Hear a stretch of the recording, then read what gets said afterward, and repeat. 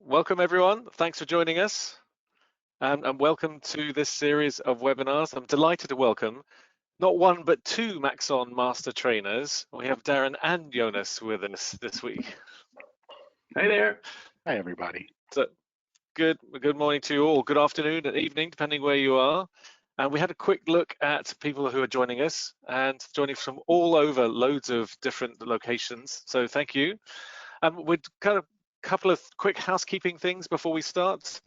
One of which is you can see on the main page that we got showing here the contents of what we'll be going through, and Darrin's going to be talking more about that in a second, about all these wonderful workflows with Cinema 4D and Quixel and other applications too. But also, if you want to rewatch this, then you can of course watch this because we put all the recordings onto our YouTube channel. So if you go onto the YouTube channel on YouTube and just search for Maxon Training Team, so we're sharing Jonas's page now. So thank you, Jonas, for clicking on that tab. There we go. So everything that we've done this last year in terms of the training team webinars, we put on here, including all the specialist webinars and the demystifying ones that we do every Monday at 9 a.m. Pacific time. And so if you've missed any of those, please feel free to watch them. And talking of demystifying, if you haven't watched them or if you're not aware of it, every Monday we run a series of topics that cover the whole gamut of different disciplines that we have at Maxon, and that covers Redshift and also all the Red Giant tools. So we've got a link here, and this is the landing page for the blog pages. We'll share all these links automatically via email, and I'll put some of them in the chat as well so you can see them. We finished up in November. We did a whole series on editing in Resolve and grading rather in Resolve and advanced workflows for that and dealing with ACEs and so on. And in December, we're looking at the new features of Trapcode 5 and how to do motion graphics in After Effects. And in January, we're looking at Volume Builder, all through January with the training team experts, and we'll have more information on that shortly. So just really another resource for you to access these trainings. And if that wasn't enough, we also want to give you a t-shirt. So on this link on the Maxon merch store, we've got a special code for you. For free, yes, absolutely. Oh my God, free t-shirts. So this was kind of in response to people asking questions about how do we get a free t-shirt in the same way that we used to when we visited your stand at the various shows, whether you're coming to the 3D motion show, whether you're coming to an event like NAB or IBC. Yeah, in fact, both Darrin and I are modeling these shirts too. So if you type in the code demystifying, in fact, I'll put it into the chat link right now and you'll have this as a follow-up too. But basically, demystifying code gives you a free t-shirt and you only have to pay the shipping on it. I think it's $3 or $4 or €3 or €4. But it's basically, that's what we just want to say thank you. And so we got 3 designs. I think there's more designs coming too. Great. So also, just one other quick link we wanted to show you is, I'm sure you know this anyway, but good old Quixel is the main theme for this session this week, or these sessions this week. And here's the main site that Darrin, I'm sure, will be mentioning again. So we can, just a reminder about where to find those particular resources as well. Thank you for some of our regular viewers / listeners. So thank you, Drake, Martin, Kent, /A, Jamal and Daniel, and appreciate the QA that you always do for us, Kent. It's actually looking good and you can see the screen this time. Excellent. So let's, without further ado, pass over to Darrin. And Jonas is going to also be moderating the questions during the session. So please jump in and ask questions on the little questions area. And we'll answer those as we go along. We'll probably have time at the end for audio questions. We'll try not to interrupt Darrin too much unless it's something absolutely relevant to what he's talking about. But we want to make sure that we cover all the tech stuff and that we also answer your questions, because that's the whole point of turning up and showing up live. So great. So over to you, Darrin. Awesome. Thanks guys. Thank you all. Oh wait, I just turned off my camera and now it's back on. Okay. Thank you all for joining us today. Today we're going to be getting into Bridge and Megascans. Tomorrow we're going to be getting into Mixer, And on our final day, we're going to be focusing on Redshift, converting Cinema 4D standard or physical scenes into Redshift. And there is a lot of little bits about this workflow and about these products that I'm going to be getting into. I'm going to stop sharing my camera. But today, to get into all of this, I have an interior and an exterior. And also, I promised you that we would be modeling a tabletop to use in Mixer. And I think we can get that out of the way real quickly. I'm just going to create a new project. And this is going to be a very simple model. So I'm going to get a cylinder. This is going to be a round tabletop. Let's see, let's make it about 4 inches high, and let's make it 5, let's see, or you know what, 2 foot radius. Okay, cool. And add some more segments in there so it's a little more round. You know what, let's double that. Nice big round table. And then I'm actually going to turn on the fillet and bring that radius in a bit, just so I got a little bit of an edge there. And let's up those rotation segments so it's a little smoother as well. So this is going to be the tabletop, and I'm going to make this editable. And I'm actually going to go ahead and switch to the UV edit layout. So when we're saving our models out of Cinema 4D, specifically for Mixer, what is Mixer? Well, Mixer is this texturing program from Quixel, which allows us to, let's go lab, to paint textures or blends textures, but even better than that, it allows us to work directly with Megascans assets, which are photometric scanned materials and models. So everything comes with like roughness and bump and displacement, and we can blend them. So you can see here there's some nice wear on the edges. But we're going to get into how to actually create this mix tomorrow. But we need a clean UV. We need a single UV. So I'm going to go ahead and close this for now. Nope, not saving those changes. And let's talk about this UV here. So I'm going to switch to the UV edit layout. And I can see that this is, well, this is just a little bit crazy. I got these massive triangles on the top and on the bottom. So I'm going to totally change how this is wrapped right here. So what I'm going to do is I'm going to select everything but the bottom. And then in my top view, I'm going to set a frontal projection just for those. And then let's see, let's unwrap, just UV unwrap. And that gives me a good clean island for there.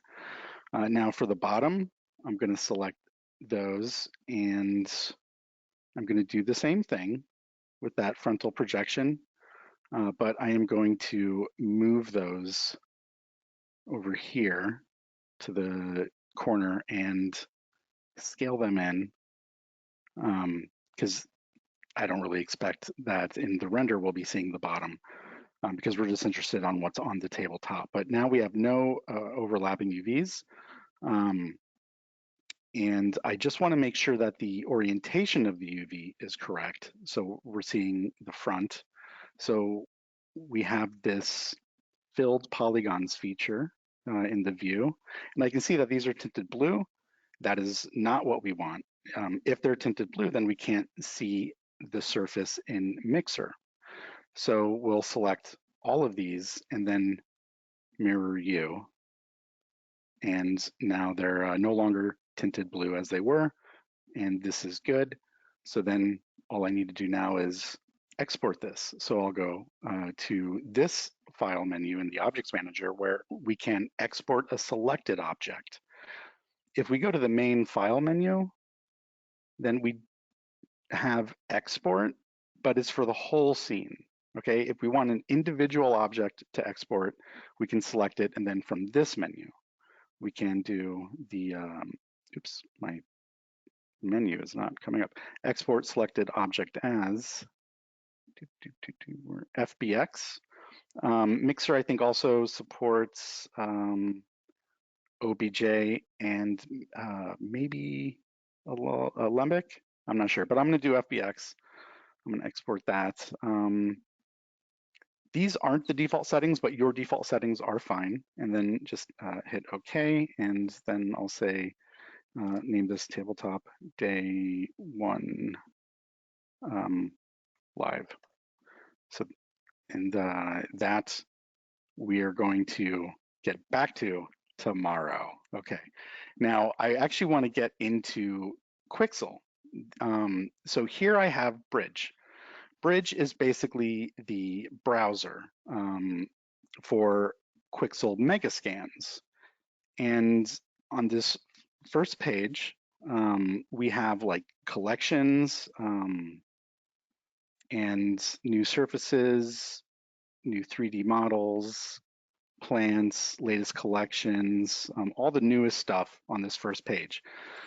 On this left column, we have the home page where I am now. We can browse all of the assets. And one of the great things about Quixel Bridge is how everything is organized. So you can search by colors.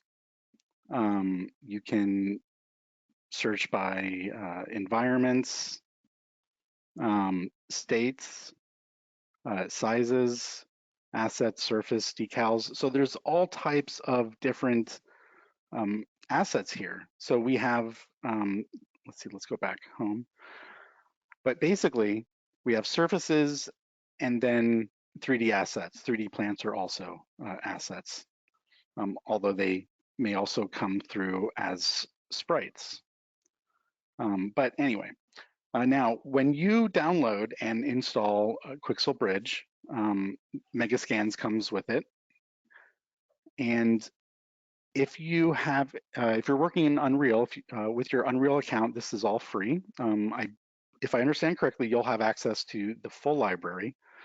Now, if you aren't working in Unreal, then there is this category, this free category, which has some selected 3D assets, plants, surfaces.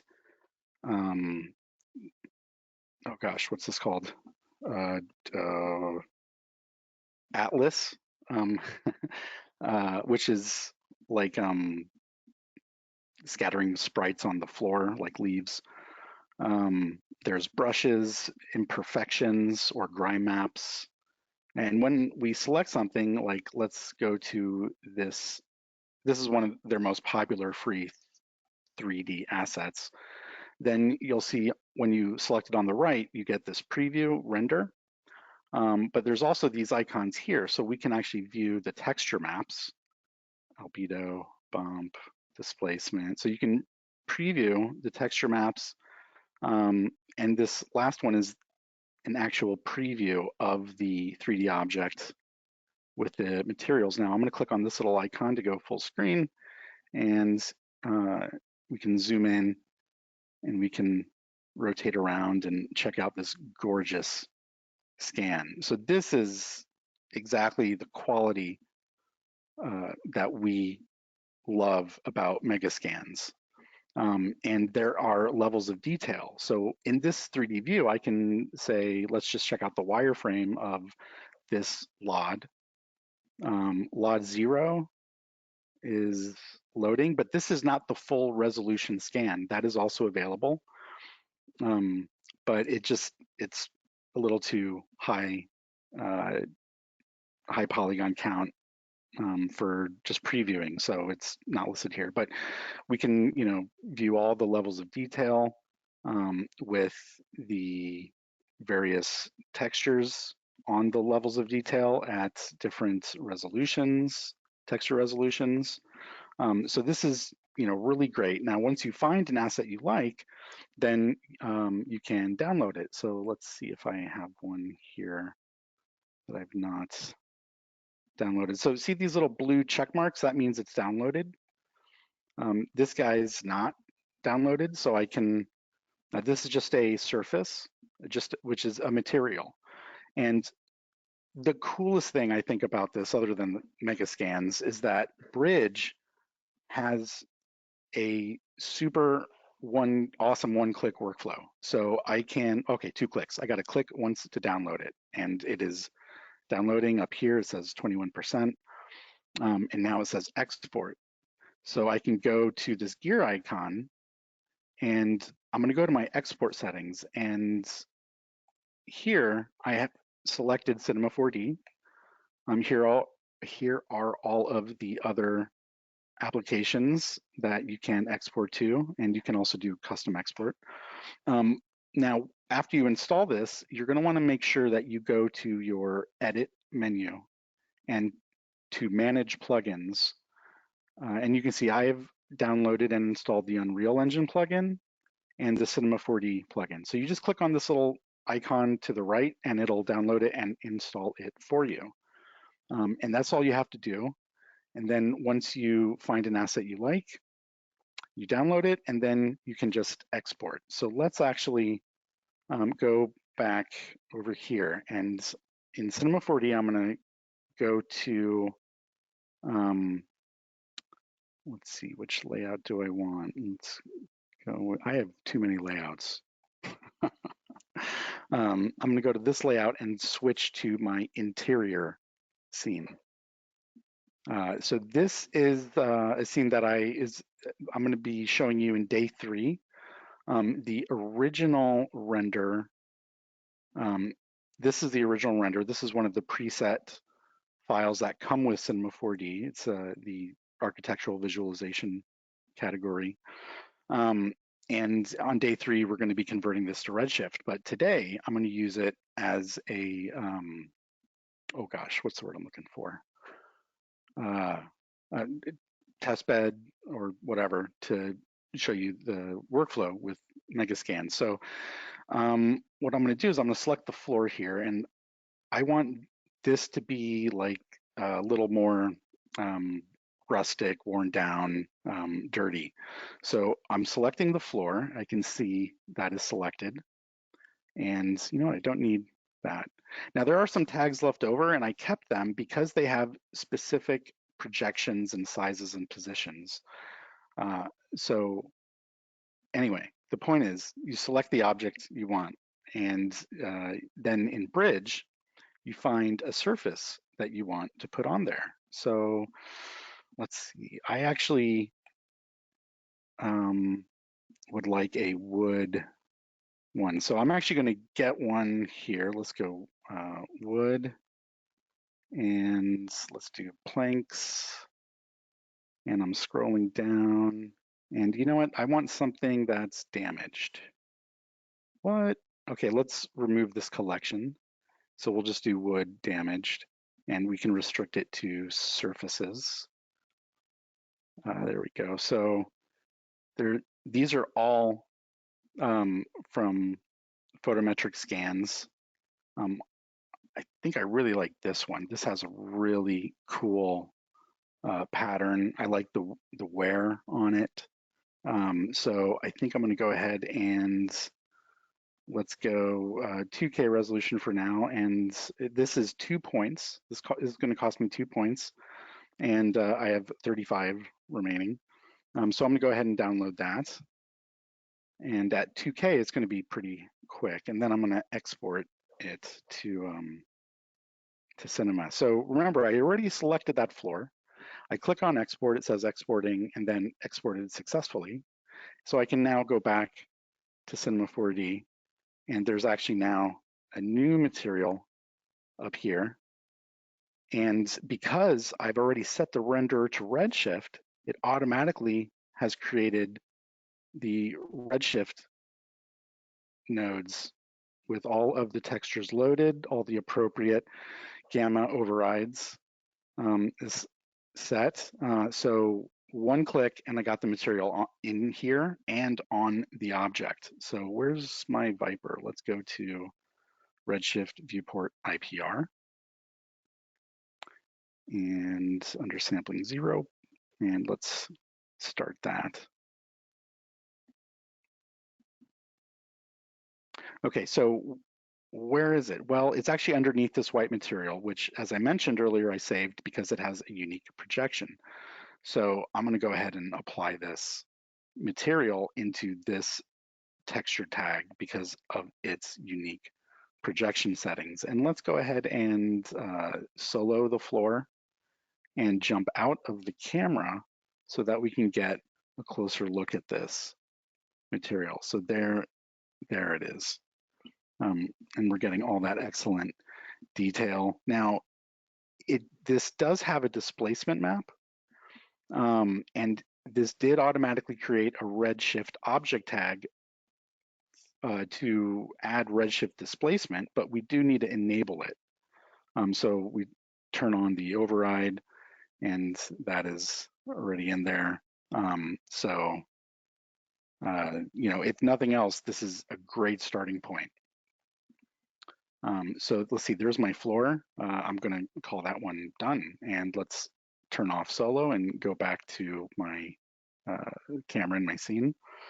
And so let's see, let's go to the wall here.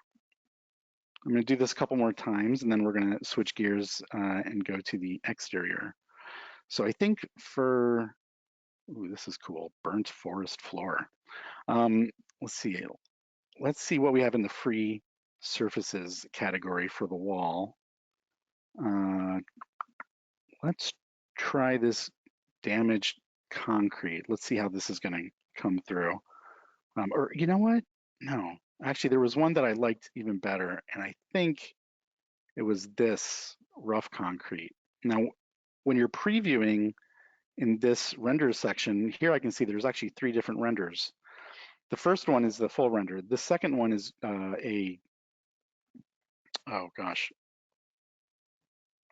it's gray shaded, so we can just sort of see the bump and displacement. And then the last one is the full render but tiled. Okay, so I'm going to go ahead and let's see. Did I select the? Yes, the wall right is selected. I will click export and minimize this, and there we go. We get the tag, we get the material, but this object has no UVs. So I need to set its projection appropriately. I'm going to say cubic. And there is that material. We can go ahead and turn on the displacement. I really don't want a lot of displacement on this. It's, you know, it should be a relatively flat wall. So I think I'm going to apply the same material onto this cylinder here. I'm just going to do that manually. I'm just dragging and dropping it on. And I'm going to set its projection to cylindrical. And I can add a couple of tiles here as well. Let's see here. So I'm not seeing a lot of reflection on the floor, and this has a lot to do with, you know, lighting and also the quality of this render right now. This is the progressive render preview. You know, so to see this most clearly, I like to go to the Redshift render view and use the render region with bucket mode. So let's move this down. Now I actually have Magic Bullet Looks turned on right now, and let's scale that down a bit. And so it's actually interfering with how clean this looks. I'm going to temporarily turn objects on the floor, and let's do a bucket render. I'm not going to let the whole thing render because it'll take longer, like to wait.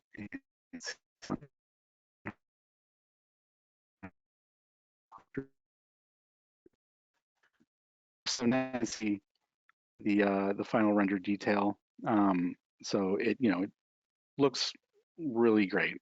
And this is just a super fast way to get your materials for your architectural visualization or product renders, or game levels, or your whatever, your cinematic environments.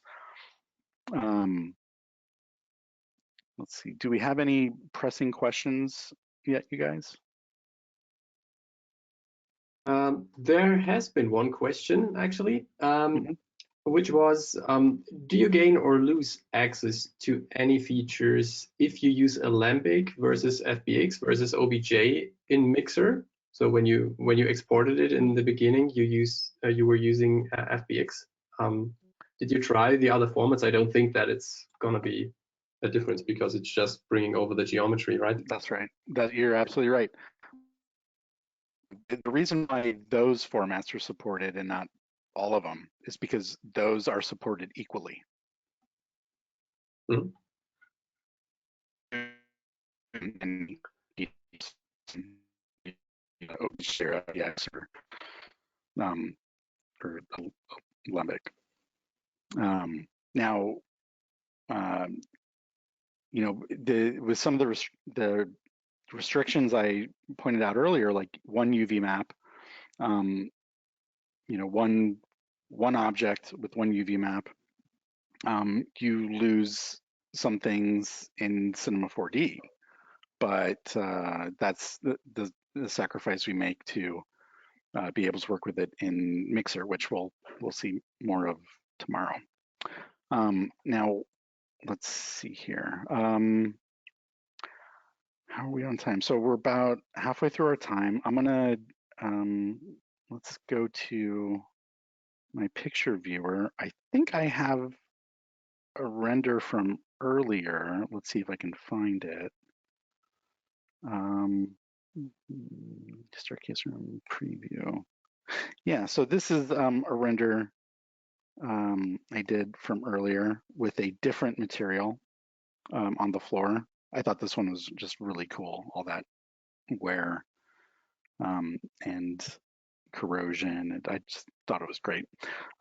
Anyway, so this is from earlier, and yeah, I'm gonna shift gears to an exterior scene now, because one of the most difficult things to do, aside from creating materials that are this detailed, which is practically impossible to do by hand, is creating like grass and plants and trees and rocks, all of these things that are just scattered throughout the world in just such immense numbers that it's just unrealistic for us to create by hand.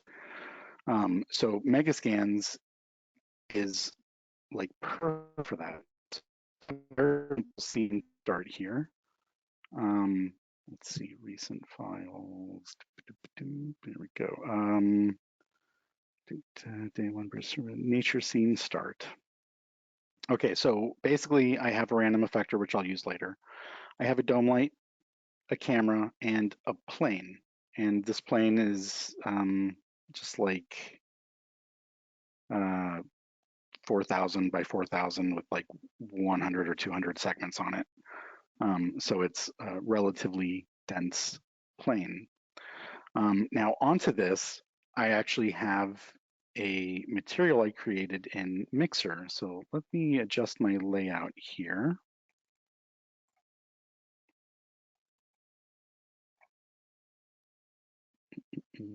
Okay, and I'm going to go back to Bridge, and let's see, I already closed Mixer, so I'm not going to open it up here, but at the bottom here is local assets, everything that's downloaded or imported. You can import your own objects.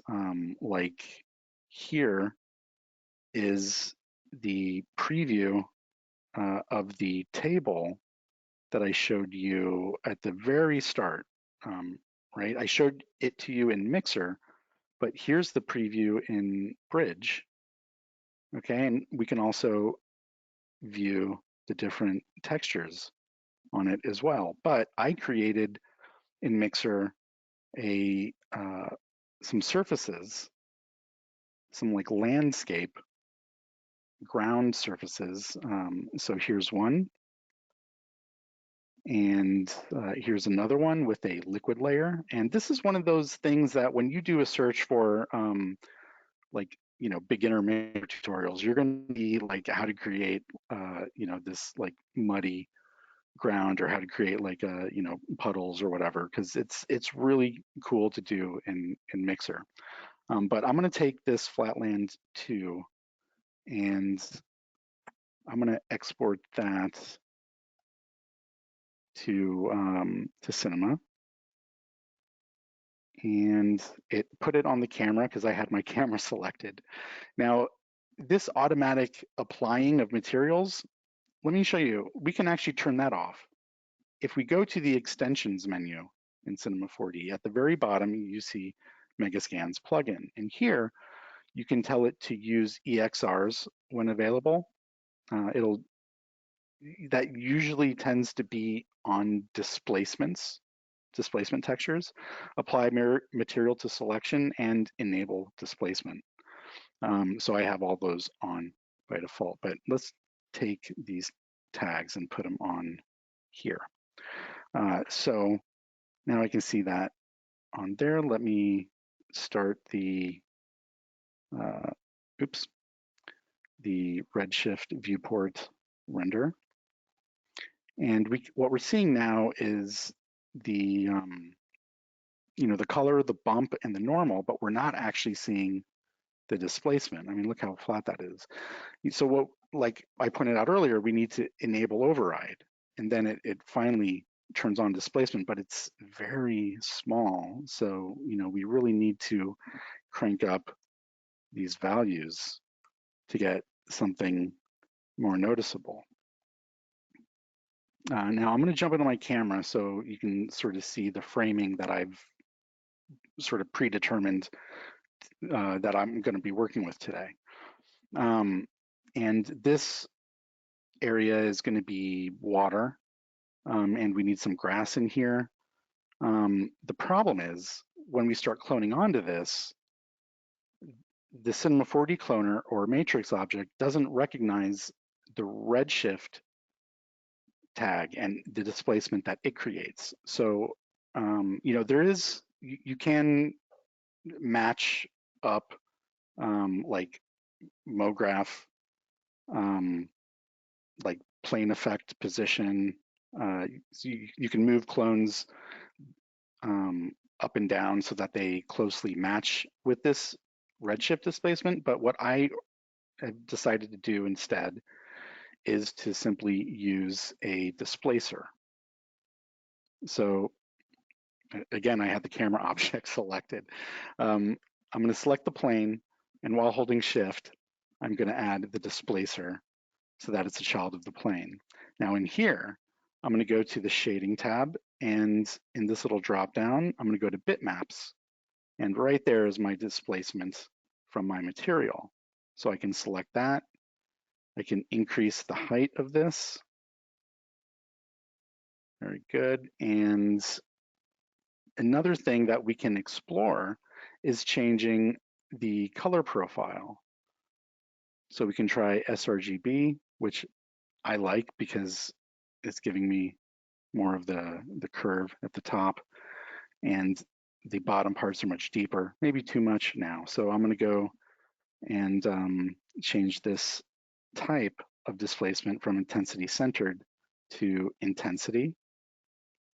There we go. So it's a little more subtle and natural, maybe up a little bit more. But the thing is, we want to get some grass on here. So we don't want to build it by hand. Let's go to the free category, 3D plants. And here is a ribbon grass asset. Now this one has actually multiple meshes, which we can preview. But I'm just going to go ahead and export this 3D plant asset to Cinema 4D. And I get these objects. And they actually come in at a scale of 2.4, which is weird. I'm going to set that to 1 and group them, and I'm going to name that group grass. Now, to actually scatter those on the ground, in Cinema 4D, we traditionally use the word clone or cloner or cloning. Redshift has its own type of cloning, and that's scatter, but it works through Cinema 4D's cloning generators. So if we go to the Redshift menu in objects, there's a matrix scatter object. And this is the Cinema 4D matrix object with a Redshift object tag. Because this tag is on a matrix object, we automatically, by magic, get this category here, which we don't have in this tag on the plane.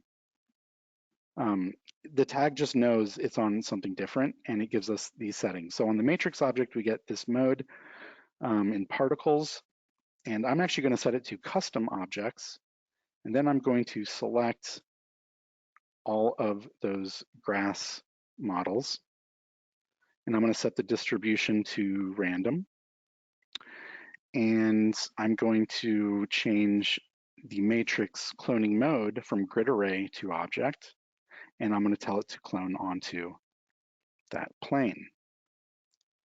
So let's see, this is updating. Let's stop that. Ground, let's start it back up again. Interesting, it appears to be stuck in a bit of a loop here. Let's redo that. I'm gonna do this manually this time. I'm gonna add a matrix object, object mode with the plane. There we go. So now we got those settings. That was an interesting little bug there. But also we need to add onto this a Redshift tag, Redshift object. And as I did just a moment ago, custom objects. And then I need to choose the grass models. And I also did random. Okay. So let's see here. Now we can see just a few. Let's go up to, what, 200,000? It's quite a bit. Let's go ahead and press play here. And maybe we'll be able to notice that they're all very uniform and they're all actually rotated on their side. Let me turn this down to like 50,000. So if we zoom in real closely, then we'll be able to see that they're on their side. Let me find one clone here to zoom in on. And let's press play. Oh, of course I picked one in shadow. But they are actually rotated on their side. And that certainly is not what we want. So I'm going to go to the matrix object, and in its transform tab, I'm going to set the pitch to, just want to get a view here for you guys.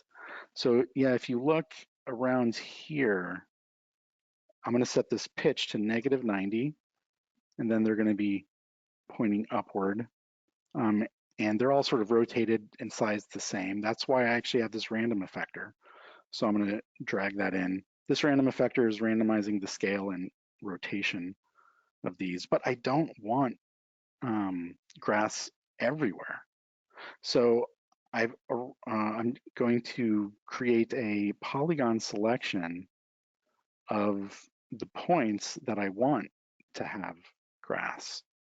So I've already created some selections. I have one for grass, one for rocks, and one for ferns. But the way that you can make a selection is simply by going into your view and just sort of scribbling a selection. And we want to be pretty chaotic because this is nature after all, right? And we only really need things that are in view of the camera. And I like to zoom in on the texture so I can see where there is some green in the water or in what will be water, and select some of those as well. So I've actually already done that. Once you make your selection, you just go to Select menu and then set that selection. That saves it as this selection tag. So I just resaved this tag with a new selection. I'm going to go to the matrix object, turn it on, and then its object settings here is where I'm going to drag that polygon selection tag. There we go. So now if we go into the camera, there we go. You can see that there's just grass in that bit. I actually don't want to see the edges of the landscape over here. They are actually blocked by some of the grass, but I am also seeing some edges. So I'm just going to add to that selection. And when I jump into polygon mode, the deformation just disappears. I can't really tell which polygons I need. So here's a little tip. Go to configure your display, your viewport, and in the view settings, enable deformed editing. So now I can say I want these polygons and these on the horizon to have more grass, and maybe those, and right. So I'm just sort of adding to this a bit, and then I'll resave that selection tag, go back to model mode, and turn on the matrix object, which has that selection tag. And there we go. So now the edges are hidden, but there's this weird thing going on with the color of this grass. This actually has everything to do with the backlighting or translucency that automatically comes in. So there's a couple of options. We can set that down to 0 so that the grass is more closely matching the material on the ground. Or we can have a little bit of translucency, and then in the overall settings, there's this overall tint. We can bring that down as well, which I like. So now, like I mentioned earlier, I want some water in here. This looks awfully dry. So I'm going to just create a plane, and it will be the surface of the water. So this plane, I know I pretty much just added a 0 to all of these settings.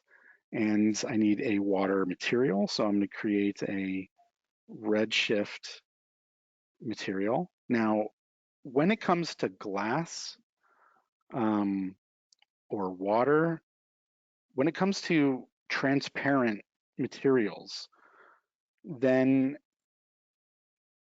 you're not going to come to Quixel. You're not coming to Megascans for scanned glass materials. You're going to want to rely on whichever direct content creation program you're using and its render engine and how it handles transparency to do like glass and water and stuff like that. So let's see, in this material, I'm going to Redshift material, I'm going to go water, and I'm going to actually turn the reflection weight down to 0 and dispersion 0. and set the IOR to 1.31 and apply that to the plane. And then I'm going to move that plane up to, I don't know, pretty much where the grass line is. So that's maybe a little high. Here, it's easier to control if I turn off my renderer. So let's go like there. And what I want to see is I want to see that in the deeper parts of this water, it's darker and more murky. So in this material, I'm actually going to go all the way down to this subsurface. Now, this is actually in the material's base properties. If we fold everything up, it's actually way down deep inside refraction, transmission, subsurface. So I'm going to put in a, I don't know, green, some sort of very faint, lightly saturated color here. And then we can already see that that's coming through. So you want to be careful with the saturation if we go too high, even 10%. Actually, that's not too bad, but it can get very colorful very quick, especially if we have too high of an absorption scale. So if I multiply this by 10, so we go to 0.1, look at how red that looks. I mean, that's crazy. Even if we go to like 1% saturation, yeah, well, that's not bad. But you know, you can see there's a balance here. So as a rule of thumb, to create this sort of murky water look, you want a very low saturation, maybe like 99% brightness in that transmittance color. And then in the absorption scale, you want a pretty low value. And you want to start with this low value and adjust the saturation and brightness from there to find something you like. At least that's how I like to do it. And also I turned the reflection all the way down to 0. And that's because I'm going to turn it up now. When it's all the way up, we can't really see that depth. And I'm going to add some rocks in here. So I want to see the rocks in the water. So I'm going to go to Bridge, and I have some 3D assets, nature, rock, scatter. I have these small stones. So I'm going to send these into, so, you know, earlier I clicked on this export button down here, right? When you are looking at the assets, there's also this little icon here. So I just clicked on that. It exported a group, which is a little different from those grass models. And these are at scale of 1, whereas the other, the grass models were 2.54. Anyway, so let's rename this first scatter grass scatter, or the matrix object grass scatter. And then I'm just going to duplicate it. No need to set it all up over again. I'm going to call this rocks scatter. And let's turn off the grass. In its tag, I'm going to right click and remove all those grass models. And then I'm going to go in and choose the rock models instead. I'll see 1, 2, 3, 4, 5, 1, 2, 3. Yep, got them all. And then I want this to be on my rock polygon selection. So I'll go apply that tag. And there we go. We're seeing the rocks scattered around. Let's turn on the grass with that. Cool. And this already has the random effector assigned to it. I'm going to copy this one more time and name it Ferns Scatter. And in the Redshift object tag, right click. I'm going to remove all, and let's go and get a fern model. So this one I also got with some of my points. Let's see, is it under plants? Yes, it is. Fern. There we go. I'm not sure if I pointed this out. You can choose the resolution that you want to export, but for something this small, that's going to be scattered around everywhere. The low resolution is absolutely fine. So I'll go ahead and export those fern models, and we can see that there's a couple of different meshes in there. So let's minimize that, and here they are. They come in at that scale of 2.54. I'm going to go ahead and group these and name that group ferns, and then set the scale to 1, 1, 1. And I have the fern scatter with the Redshift object tag where I'm ready to load them in. So I'm going to select, oops, if it'll allow me, I'm going to select all those fern models, go back to that Redshift object tag, and then pick that selection. And my, they are massive. So let's see, we need to restrict this selection. And here I've selected just some polygons on the top of the highest points. And there they are. Let's see, so how are we doing on time? Oh, wow. Am I correct? We got like 9 minutes left? Yeah, yes. Yes. I'm sure everyone will forgive you if you go slightly over, though.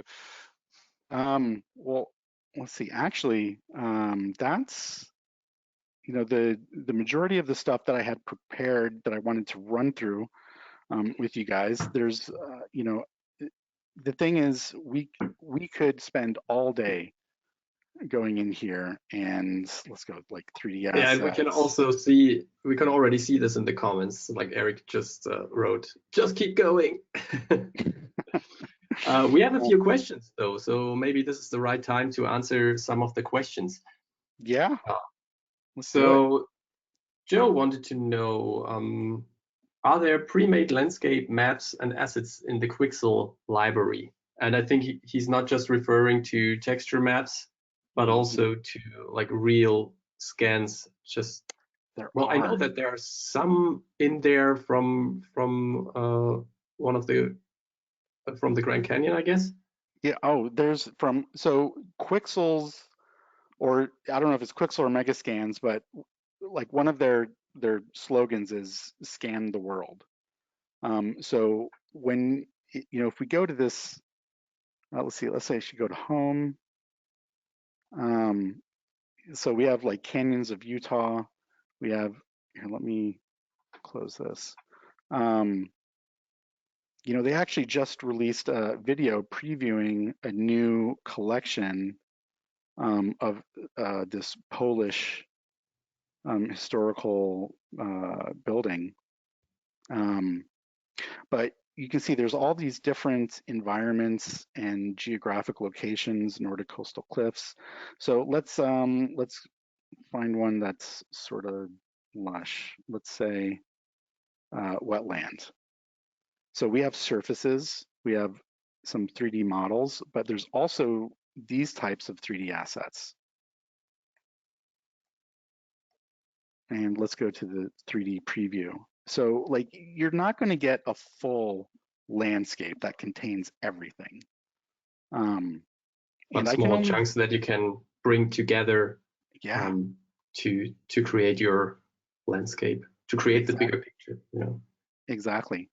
And that's actually way better, so that you can create your own. So like if I'm gonna see how many points is this, 4 points.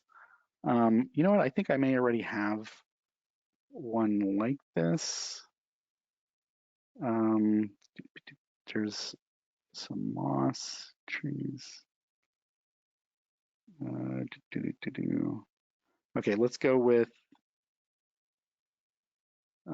this guy, this mossy embankment. And let me show you the preview of this. So when you download an asset, you can actually zoom in more, you can preview it better. If you hold shift and right click and drag, you can rotate the light around.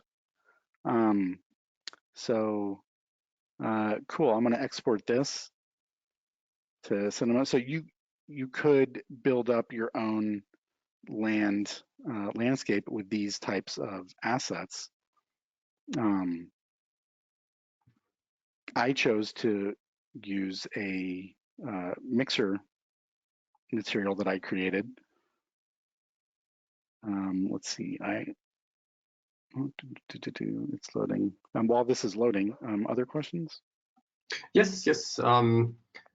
Martin wanted to know, can you adjust the LOD of the texture and model in Cinema 4D? So does it come over with LODs if there are any? Is there an option to import them like into an LOD object or something? Yep, there is. And I'm getting the feeling I should have done that. So you'll see like with ferns, it says LOD 0, right? All the other assets I've imported like grass, rocks, say LOD 0. Now let me turn this off. Let me go here and solo this, boom, solo this tree stump. Okay, and let's zoom in. Wow, there we go. And turn off textures and show the wireframe. So this is the mesh. This is the full resolution mesh. And we can't even see the surface because it is so fine. Look at that. You know, it's a true scan. So this is the full resolution scan essentially. So that's too dense. I'm going to delete that, and I'm going to go back to Quixel. And let's see, this was a free 3D asset. Here it is. So when we click on the gear icon, we have our export settings. And I'm going to go to models. And here I'm going to turn off high poly source. And I can say export all LODs for 3D plants. Oh, fantastic. And then let's, I'm not sure if I need to re-download them or not. So I'm going to click on export, but let me point out this. It actually gives you a little icon showing you how big this asset is relative to a human. It seems off, but anyway, I'm going to export that. So I should get a number of different assets, but I got LOD 0 only. Well, that's a shame. Maybe I need to download them again. Let's try it. So let me go to my download settings, to models. There we go, download all LODs for 3D plants. Yes, good. Nope, don't care about textures there. And to re-download, I'm going to click on this ... and say download again.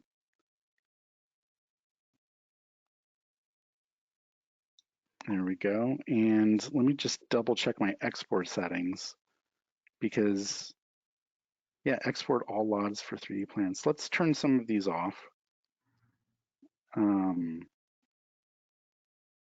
Yeah, export. Let's see if that'll do it. Honestly, I've been very selective with this type of exporting in the past, and I remember it working. So,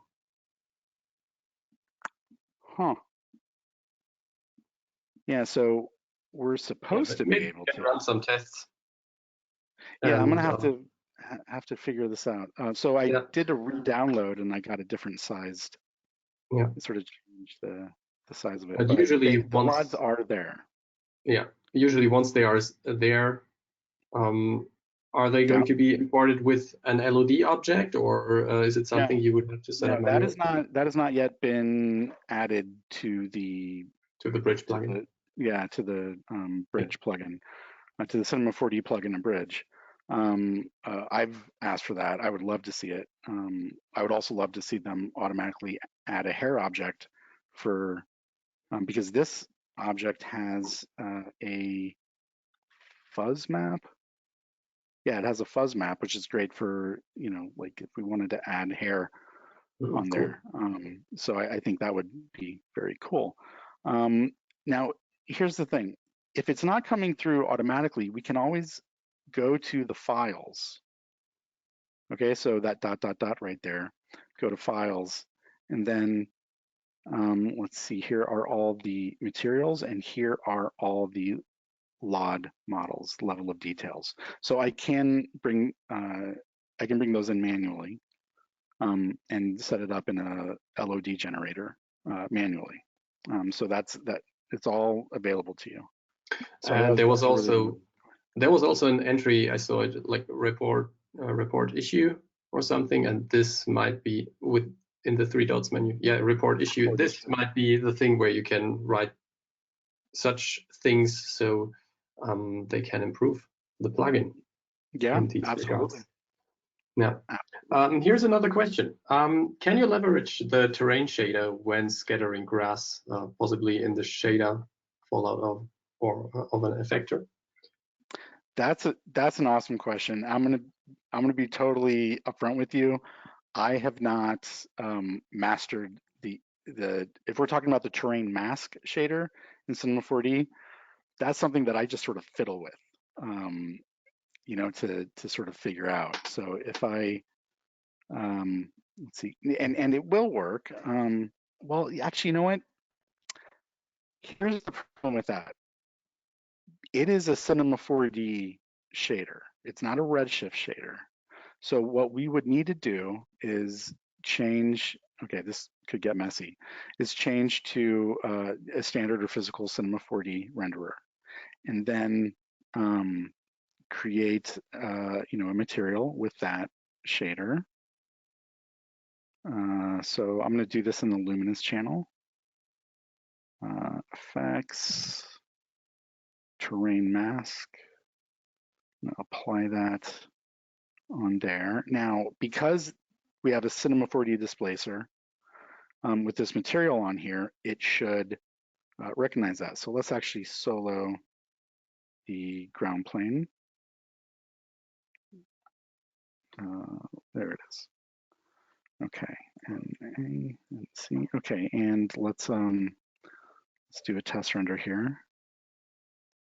Let's turn off this other stuff. It's preparing. There we go. So it's starting to come through, but you know, like I mentioned a moment ago, I have not mastered this thing. So let's see, this appears to be, oh, okay, so let's say size plus.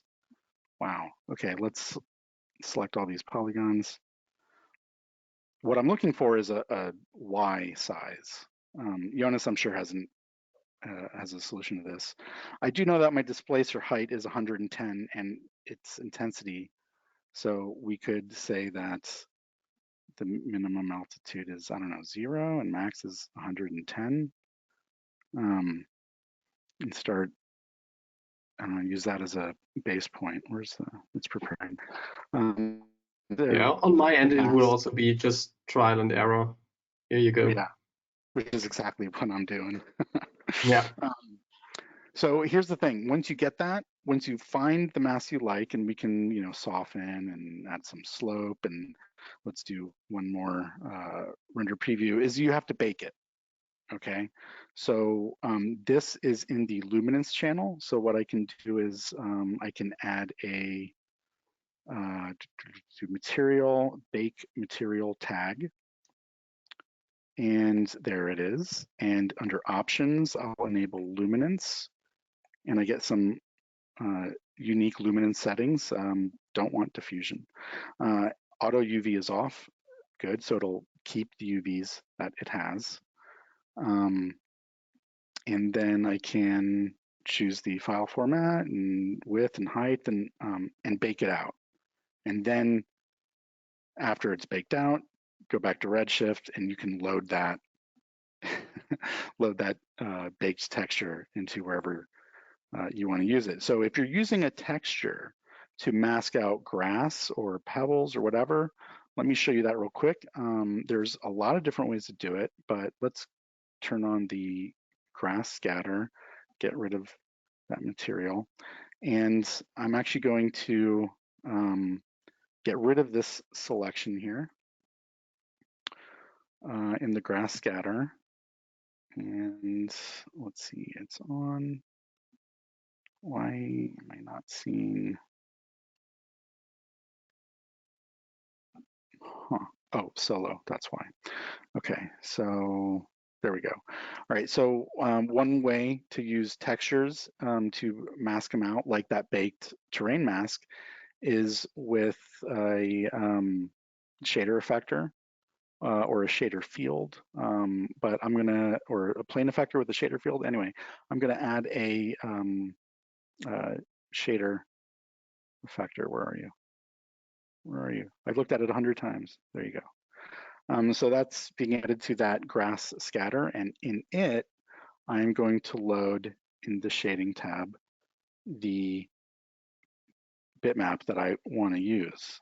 So what I can do is on here, I have this material. If we check this out, then we have an albedo, we have a roughness, we have normal, but we have this displacement.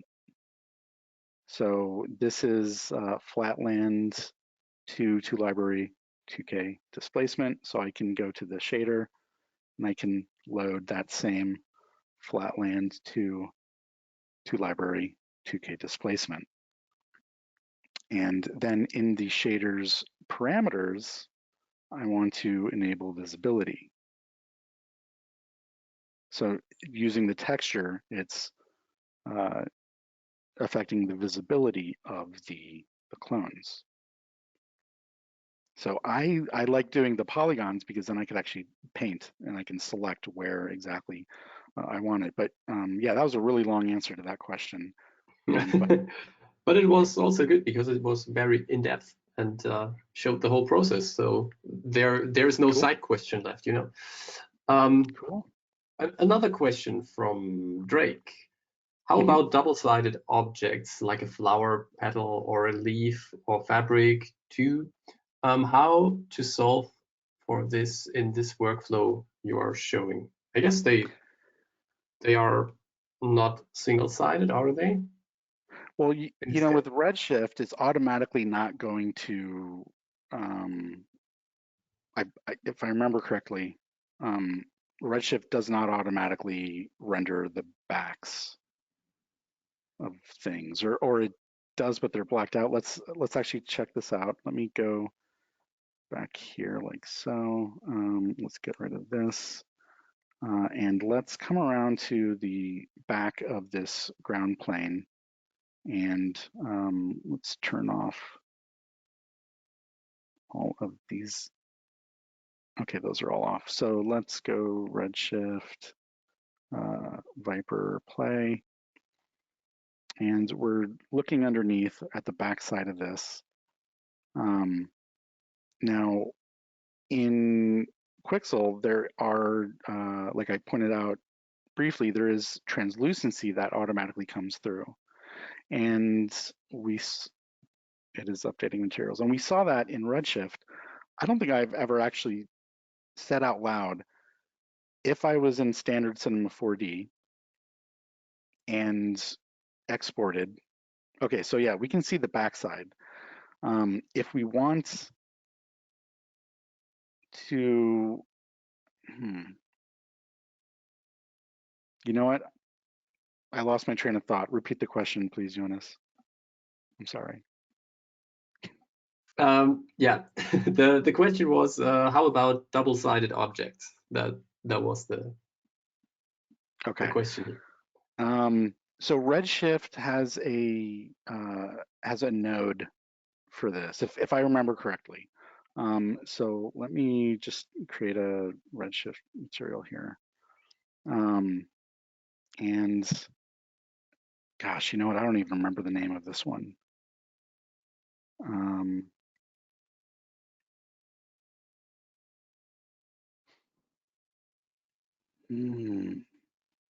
You know what? I'm just gonna say that's a great question, and there is it's totally doable, but I cannot remember the name of the node because I haven't been using it. It might be like, it might be in the race. Yeah, here we go. Front, back. Yeah, so let's take, here, let's go to a new project here. I'm gonna add a plane and just sort of rotate it like so. Let's create a Redshift material, put it on there. And in this material, let's see, that was the ray state. I'm gonna send this directly out to the material output. So let's render this. Okay, so we have white on one side, white on the other. Okay, that's not what I expected. Let's enable front back. We have, let's make the back red and the front green. There we go. So you can use this ray switch node. And of course you can pipe in textures. You don't have to use this flat color, right? So there's one way to do double-sided with different textures for like leaves and stuff. Did that answer his question, Jonas? Well, I'm not sure at the moment, but Okay. I think yes. Let's take a close look at that fern real quick. So 3D plants, fern, and we'll export that. So the thing is, this does have that translucence, as does like grass. So if I go over here, let's see, there's cavity, texture, displacement, gloss, normal, opacity, roughness, specular, translucency. So if we come back over here and we check out this material, I'm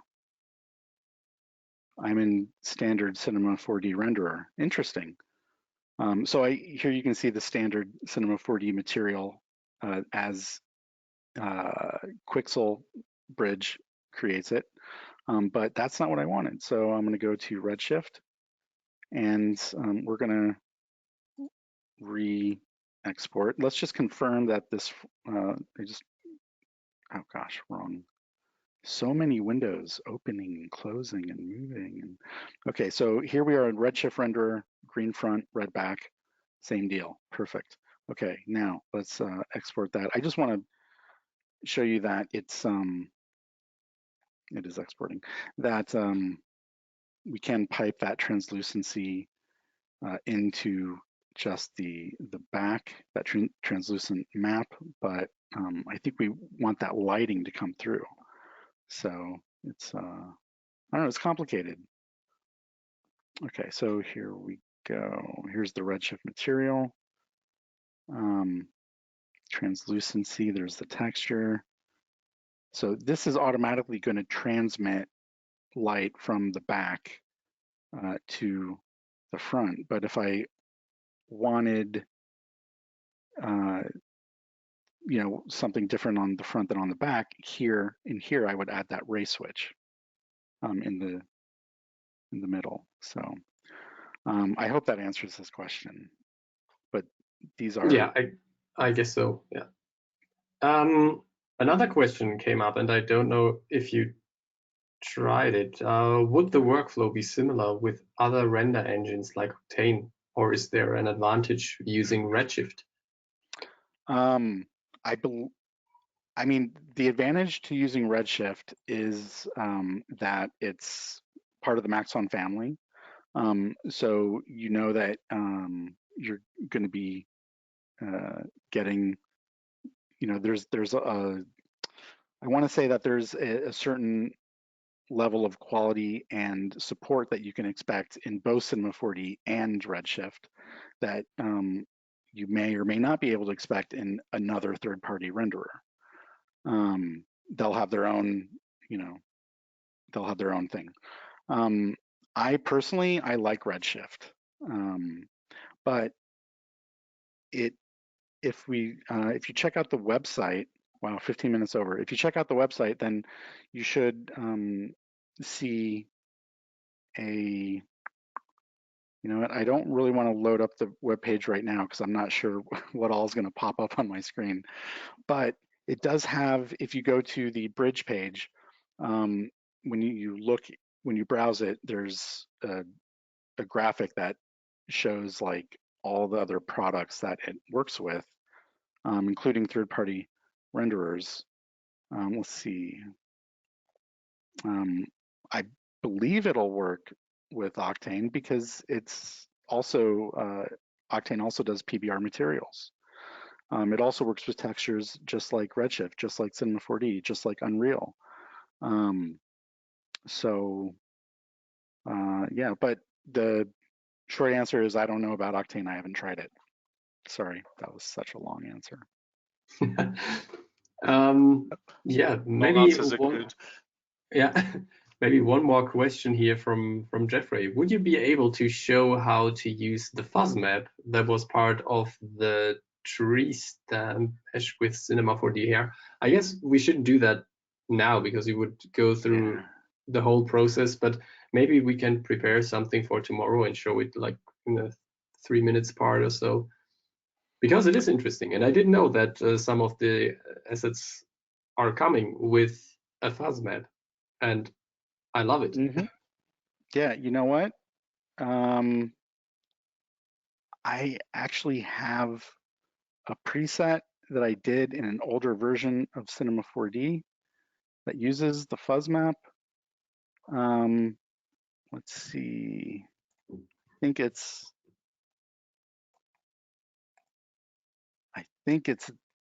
this one. Okay, so let me go new project, and let's open up this preset. Yes.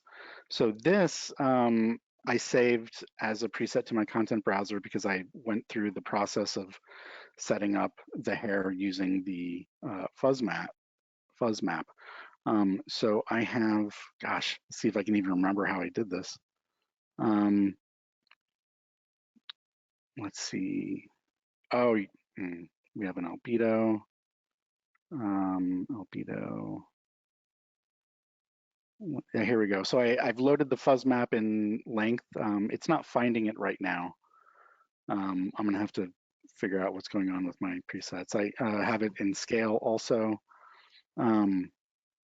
So I think probably rendering this it's not gonna work, but the whole idea was it would only add hairs to where the moss is, to where the fuzz is. Gosh, sorry about that. Yeah, no worries. I mean, but yeah. Any other questions? There have been a few questions. Some of the amazing. Oh, sorry, Jonas. Go on. I'm just going to jump in with some praise for Darrin because there have been some lovely comments about the amazing tips and the knowledge you've been dropping, Darrin. And so there's many people who are very appreciative. Thank you. Yeah, this is great. That's good to hear. I like that. Exactly, and we appreciate everyone's patience with us because it's always an interesting balance, isn't it? Because you've covered the main things you wanted to cover, but it's also useful to hear real life kind of thinking through of questions that people are asking you.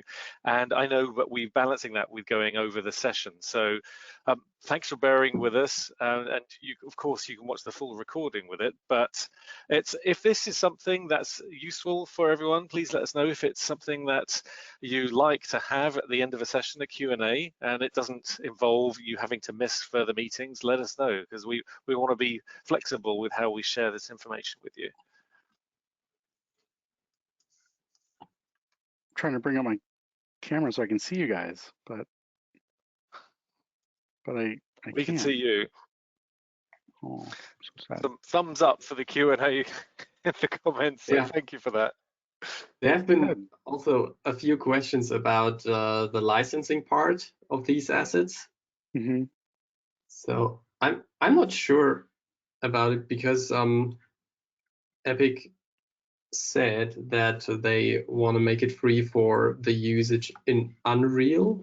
I don't know. I mean, we can export them to Cinema 4D. So Yeah, and you know, when you create your Unreal account, you choose what type of essentially license you're going to be using. The free one, which is, I mean, I don't know all the details of it. And then there's the commercial one, which you pay for if you're actually going to be selling or publishing a game or whatever. And I think that when you're using the Quixel tools into Unreal, that the same licensing, hey Kitty, the same licensing applies through there. I think when you're definitely going to want to go to their website and check out their FAQ because I don't know. yeah, it's an important question. I mean, Yeah. yeah, definitely go check out the Epic side to be on the safe side when it comes to legal stuff. Yeah, but keep in mind, like I spent my own money to get points in Bridge so that I can purchase, quote unquote, with points, assets to use how I want. So there is, yeah, I don't know what the license is exactly, but it can't be that restrictive if I'm spending my money on it, right?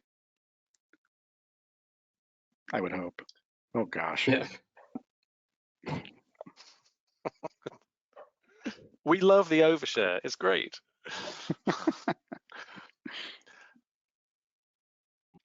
Yeah. Cool. So I would just to wrap things up, oh, go on, Jonas. No, I just wanted to bring that up so you can talk along. Thank you. For some of you who may have heard this before, I apologize, but just in case you missed it at the beginning, we're recording all these sessions, and we store all the recordings on the Maxon Training Team channel on YouTube.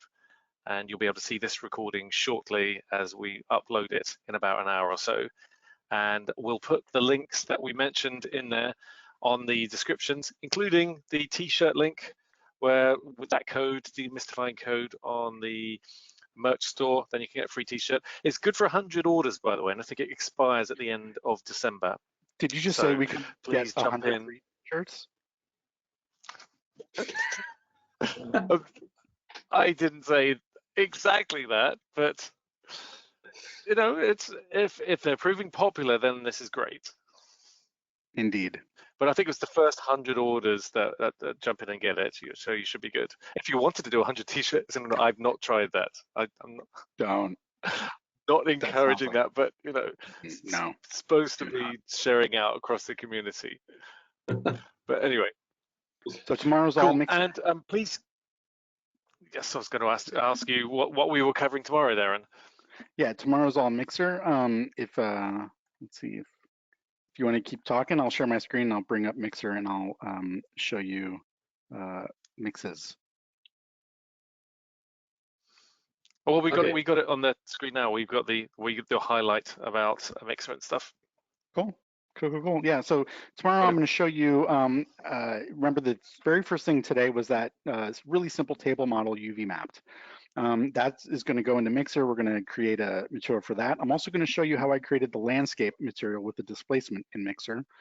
So we're going to be going over a lot of features and tools in Mixer, but most importantly, how to get that from Mixer into Bridge so that you can just click one button and then send it to Unreal or send it to Cinema 4D or send it to whatever whatever program you're using.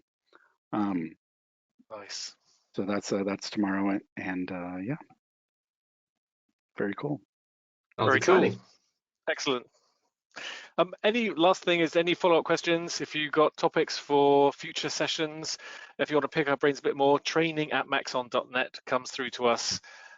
Please keep in touch. Let us know what you think. Brilliant. All right. Thank you again. Thanks for letting us run over. It seemed to be popular. We may do it again. Yeah. All right. Okay. Thanks, everyone. Take it easy. Bye. See you on the next one. Bye, guys. Stay safe.